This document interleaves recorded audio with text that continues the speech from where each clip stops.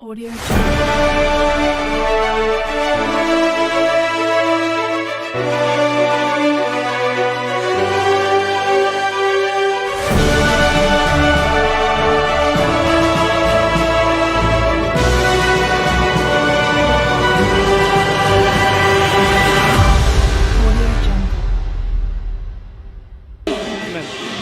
ولسه متواصلين اعزائي المشاهدين ومتابعينا في كل مكان ومن داخل قاعه اليزيه، ويسعدنا وشرفنا ان نلتقي بخبيره التجميل وبلوجر الجميله رانيا سليمان.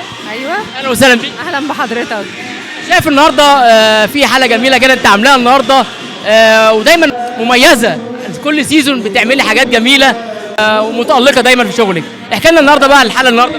لا، النهارده الحلقه جميله واليوم حلو قوي، وكالعاده الايفنت على ماي راب والتحضيرات زي ما استاذ احمد عودنا.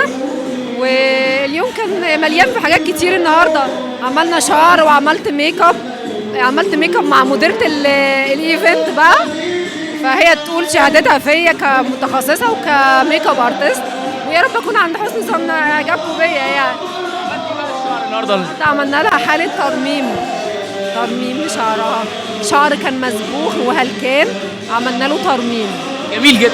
تسلم. كلمه بقى لرئيس المهرجان استاذ احمد جوده واستاذ علي بنزيمه والمخرج الجميل اشرف عويس. اشرف عويس، لا هم بصراحه زي كل سنه وزي كل سيزون متألقين بصراحه، والماتيريال بتاعتهم كل مدى في الزياده، والحمد لله. يعني الف الف مبروك على تكريمك النهارده. الله يبارك في حضرتك، واتشرفت بحضرتك. انا كنت مع حضرتك السيزون اللي فات. فعلا صح، حصل يا فندم. كل لقاء وانت متألقه متميزه دايما. يا رب دايما، وحضرتك تبقى معايا برضه. شكرا ليك. شكرا. شكرا. ميرسي لذوقك.